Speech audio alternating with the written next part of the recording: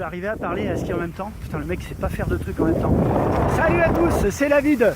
Aujourd'hui, je vais vous expliquer comment faire, pas pour skier, pour monter au ski en voiture électrique.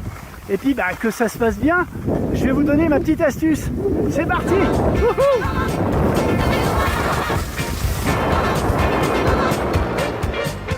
Alors, comment ça se passe quand on veut monter au ski avec une voiture électrique?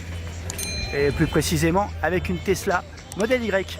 Et bien on va regarder ça et vous allez voir, il y a une méthode et je vais vous l'expliquer. C'est parti.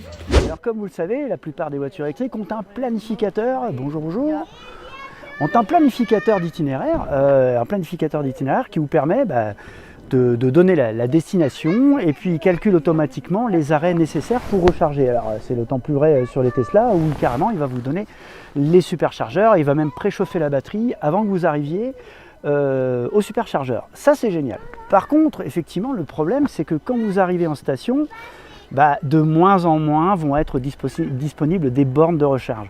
Donc ce qu'il faut faire, c'est ne pas mettre en destination l'endroit où vous allez, donc la station de ski, mais plutôt mettre en destination le superchargeur quand vous rentrerez.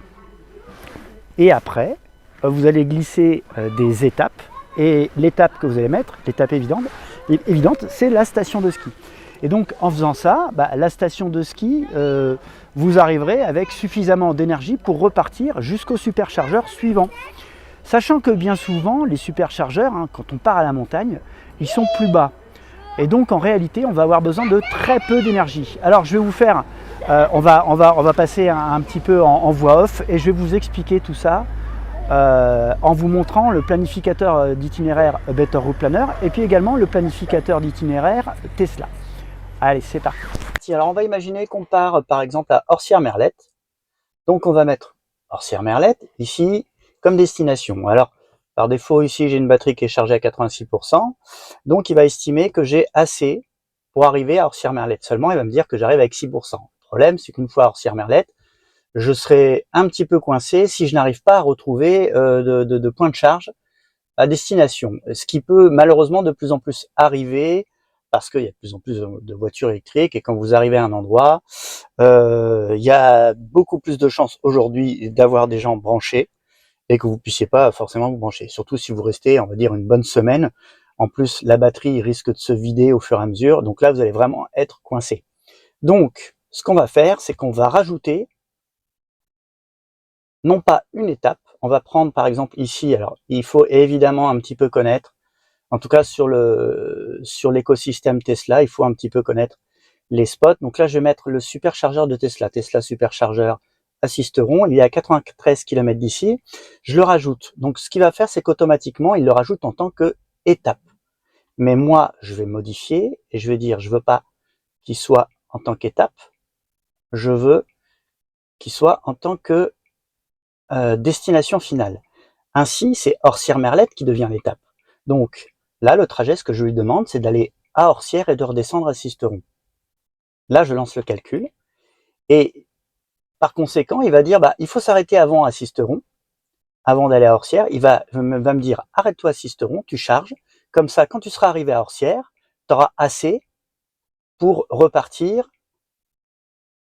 Tu arriveras à Orcières-Merlette avec 23% d'autonomie et tu auras assez pour repartir et revenir à Sisteron. Il te restera même 13% de charge. Alors bien sûr, cette autonomie, cette capacité va évoluer au fur et à mesure que vous allez rouler. Si par exemple vous avez des skis sur le toit, un coffre de toit, des vélos derrière, alors ça peut marcher pour l'été et tout, ça marche partout. Il va adapter la consommation et donc son calcul sur les prochains kilomètres au fur et à mesure que vous allez rouler. S'il voit que d'un seul coup vous consommez plus sur les 10-20 prochains kilomètres, il va se dire, ah ok, l'attelage a changé, la consommation a changé, je vais adapter mon calcul. Ce qui fait que à Sisteron, il va pas vous dire de charger pendant 20 minutes, il va peut-être vous dire de charger pendant 25 minutes pour qu'à Orcières-Merlette vous arriviez avec plus que 23%, mais peut-être 30%, histoire d'avoir assez pour revenir à Sisteron, etc., etc. Sauf que il y a une limite. Il y a une limite à tout ça. La limite, c'est la limite, c'est qu'il ne prend pas en compte le fait que vous pouvez, par exemple, rester une semaine au ski. Donc, il faut, dans votre calcul, inclure le pourcentage que vous risquez de perdre en une semaine. Sachant que si vous utilisez, par exemple, le mode sentinelle, vous allez perdre à peu près 2% par jour. Donc, vous allez facilement perdre 15, voire 20% de capacité sur place. Donc, si vous arrivez avec 23% de capacité, vous allez repartir, il n'y aura plus que 3%.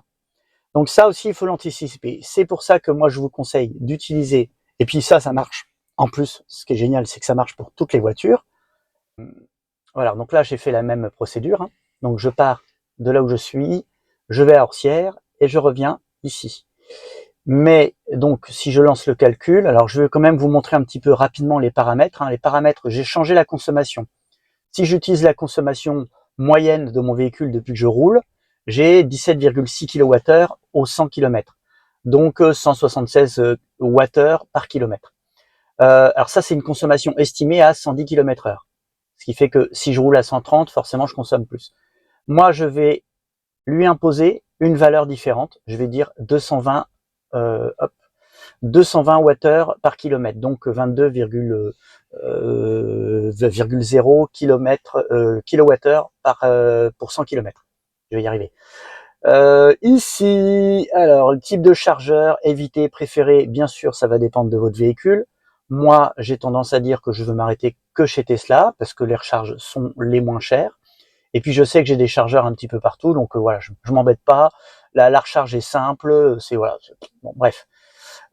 Éviter, préférer, si j'utilise plusieurs types de bornes, si j'utilise par exemple tout ce qui est CCS, je peux dire que je veux éviter Ionity, mais que je veux préférer Fastned ou les superchargeurs Tesla, par exemple. Disponibilité aux bornes, ça, c'est quelque chose qui fait partie de l'abonnement premium de Better Route Planner. Et puis batterie, ça c'est important. Je vais dire que à l'arrivée, je veux avoir 21%. Donc ma destination finale, donc là sur l'exemple ici c'est Sisteron, je veux arriver avec au moins 21%. Et donc ici je vais même gonfler et je vais dire je veux arriver avec 30%. Ok. L'arrivée à une borne, quand je m'arrête pour recharger, je veux avoir au moins 15%. Et la recharge maximum que j'autorise à mon véhicule, c'est 100%. Et temps supplémentaire de chargement, ça c'est pour le calcul de l'itinéraire et du temps de trajet. Il calcule qu'à chaque fois que je m'arrête pour recharger, il ajoute 2 minutes, c'est-à-dire le temps de sortir du véhicule, de le brancher, après de le débrancher, de remonter dans le véhicule. Voilà. Une fois que tous ces paramètres sont rentrés, je planifie. Et il va donc m'estimer en fonction de la capacité. Donc là, il sait que je suis à 90%. Bon, alors c'est pas la valeur exacte, hein, je l'ai pas actualisé.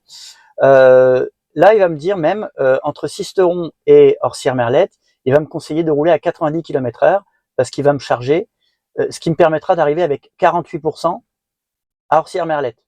Et à Orsières-Merlette, j'aurai donc suffisamment pour revenir à Sisteron avec 20% de batterie restante. Attention, les valeurs semblent dégringoler beaucoup plus vite qu'avec le planificateur d'origine Tesla, sauf que là, j'ai changé la consommation. C'est quelque chose qu'il faut prendre en compte, et donc ça vous permettra d'aller loin. Voilà, donc en gros, je vous ai tout montré, je pense, donc je pense qu'on peut conclure. Alors oui, bien sûr, j'ai pas montré. Ici, consommation moyenne 270 Wh au kilomètre. Alors au niveau entre Sisteron et Orsières-Merlette, j'ai une petite portion d'autoroute qui est normalement à 130 et le reste à 80 km/h. Donc là, il me dit que j'aurai maximum 90 km/h. Je peux aussi très bien modifier donc mes paramètres pour dire que je veux pas arriver à l'arrivée, je veux arriver qu'avec 20% ou même 15%. Ce qui de toute façon sera très réaliste puisque j'ai une consommation là qui est très proche. Hein. En fait, je crois que je suis à 210 Wh à 110. D'ailleurs, je dis je crois, je peux vous montrer une incrustation. J'ai fait le test avec les skis, voilà, en profil ascendant, donc en montant au ski, j'avais vous voyez, la consommation, donc 210 Wh. Donc là, j'ai pris une petite poire pour la soif, je relance le calcul. Et je pense que là, il va pas m'embêter sur la vitesse. Voilà. Donc je vais pouvoir rouler à la vitesse réglementaire. Et donc bon, ça me fait gagner 10 minutes. Hein. Et voilà, et donc je reviendrai à Sisteron, il me restera 16%, suffisamment pour charger et rentrer chez moi. Par contre, je viens de m'apercevoir d'un truc. C'est quoi cette coupe de cheveux? Après une journée de ski en même temps, ça m'étonne pas trop. Ah, ça va, il y a encore des beaux restes, hein. Et des gosses, vous trouvez pas? Bon voilà, la montagne ça vous gagne, en voiture électrique, c'est tout à fait possible. Allez, à plus pour une prochaine vidéo. Et puis, bah, fichtre diantre, parbleu. Abonnez-vous. Salut. Non, non. Oh non, les enfants. Non, non, non, stop, stop, stop. Non. Non, non, non, non, non. Mais arrêtez. Sale gosse.